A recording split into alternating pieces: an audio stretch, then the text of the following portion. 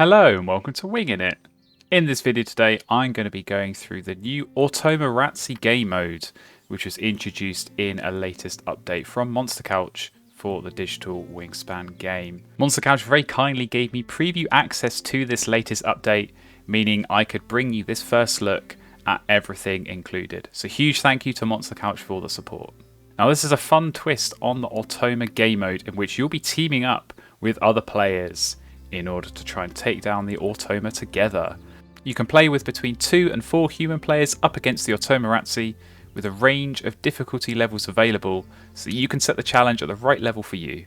Compare your average scores at the end of the game, and if you score more than the Automa, you have won. Now Monster Couch have also introduced a new rulebook element of the Automa game mode in this latest update, and it's a super helpful explanation of all things Automa, as well as the Automa's Hoard and Automarazzi elements. I'll be going through that rulebook in a little bit of detail, but I do encourage you, of course, to read it separately. So in this video, I'll be going through exactly what the Automa is and how it works, and then also explaining this new Automarazzi game mode that, of course, has been added in this latest update. If you're already familiar with the regular Automa and you just want to skip ahead to see how the Automarazzi works, you can use the chapters in the video timeline below.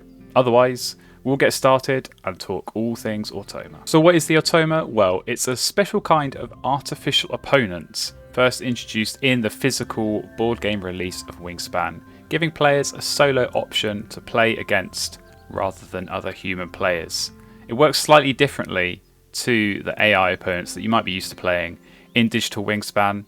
Instead of playing like a normal human player would, gathering resources like food and cards and eggs and playing birds to score points, it follows a different set of rules and takes different actions to a human player. On her turn, Automa draws a card from a separate deck of Automa action cards, which allow her to take one of 4 actions that mimic what a human player would do on their turn: taking food, laying eggs, drawing cards, and of course, playing birds. However, instead of actually doing these things, Automa may gain points, may manipulate the shared resource pools in the bird feeder and the bird tray, or both.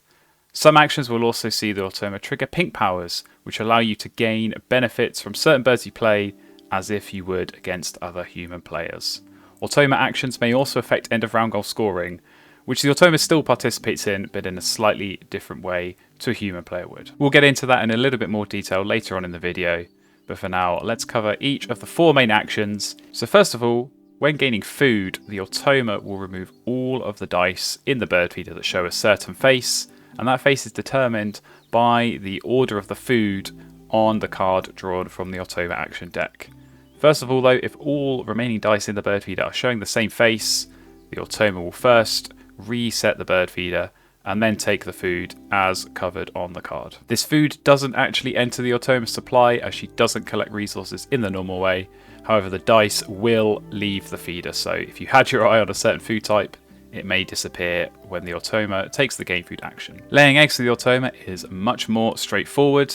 The Automa will just gain points based on the number of eggs shown on the card. Instead of actually laying these eggs on birds, because of course the Automa doesn't have any birds, she just takes the points and will gain them at the end of the game. Next up, when drawing cards, the Automa will first refresh the bird tray and then draw 1 card face down from the deck. Face down cards will be worth either 3, 4 or 5 points at the end of the game, depending on the difficulty level you choose.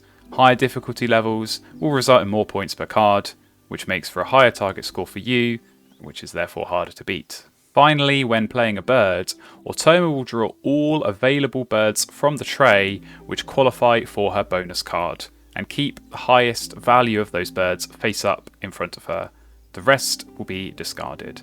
At the end of the game, any face up cards that are gained in this way will be worth their point value written on the bird.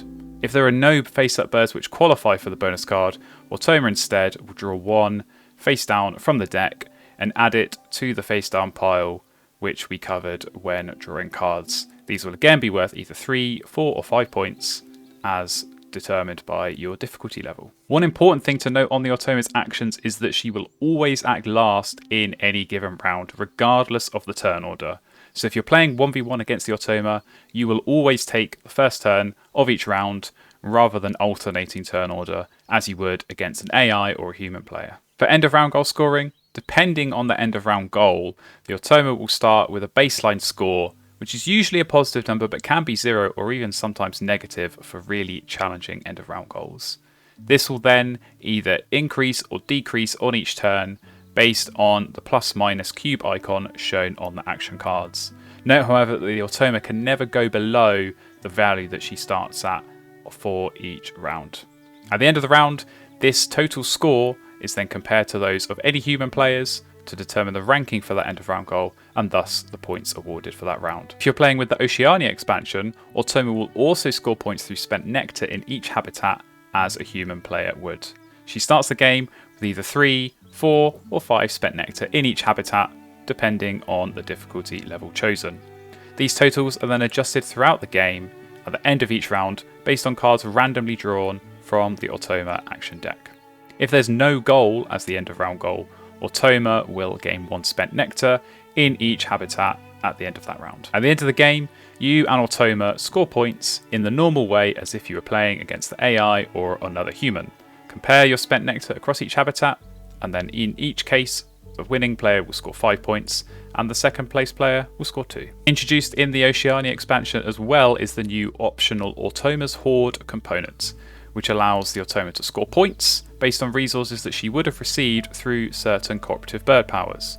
As explained earlier in the video, Automa doesn't actually gain resources such as food, cards and eggs in the way that a human player would from these types of cooperative powers. So these bird powers, which may normally allow players to gain additional resources, don't affect Automa in the normal way. With Automa's Hoard active, she will instead gain Hoard tokens based on the type of resource that would have been received. Hoard tokens are worth points at the end of the game at a rate of either 5, 4 or 3 tokens to 1 point, depending on the difficulty level chosen.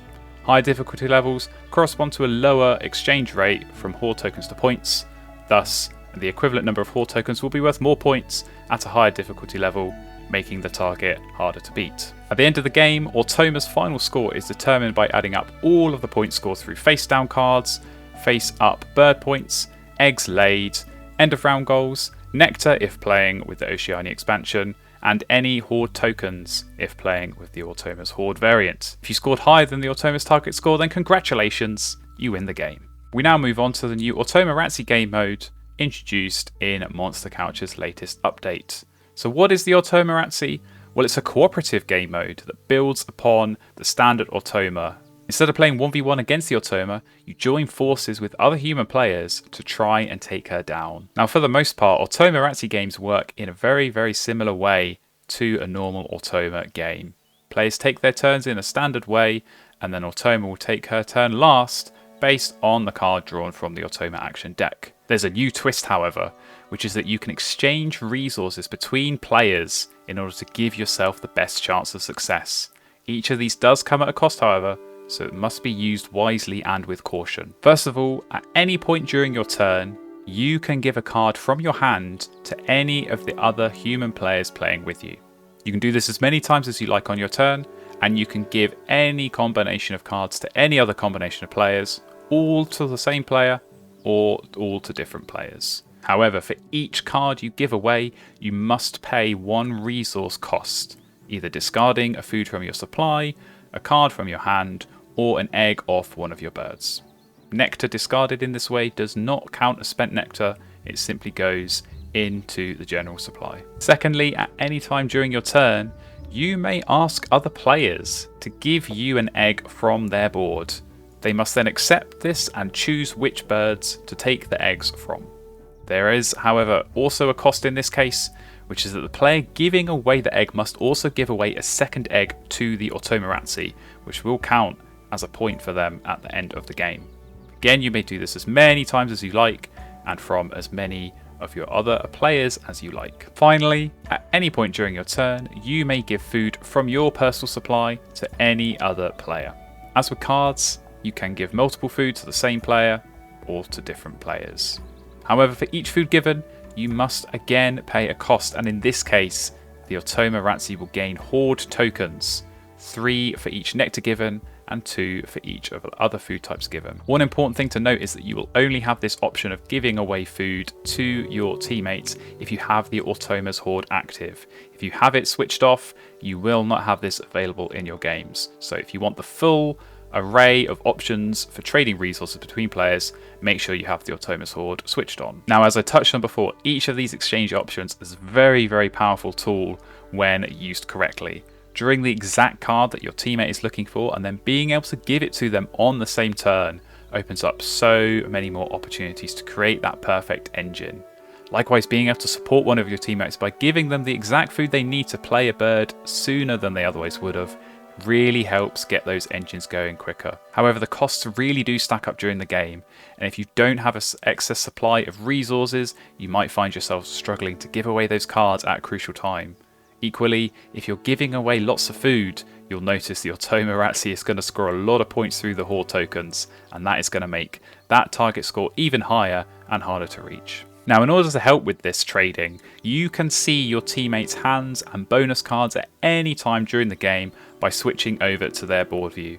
This can be especially helpful if you want to check their hands, see if they've got a bird that you might want, and then kindly ask them to give it to you on their next turn. Now, there's one final rule to be aware of when playing Automarazzi, which relates to the end of round goals. Now, at the end of a round, if all players manage to tie or beat the Automarazzi for that end of round goal, then all players may lay 1 egg on any of their birds. This can be a huge gain of points late in the game or a crucial tempo save early on by getting that free egg. So it's a great twist, and it really makes those end of round goals a lot more worth going for up here against the Automarazzi. At the end of the game, your scores are calculated in the same way as in a regular Automa game. However, your target is for the average of all the human player scores to be greater than that of the Automarazzi. If it is, then congratulations, you have won the game and beaten the Automarazzi. There is also an optional advanced variant in which the lowest human player score is compared to that of the Automarazzi, meaning all players must score higher than the Automarazzi in order to collectively win the game. This again adds a fun additional challenge to the game.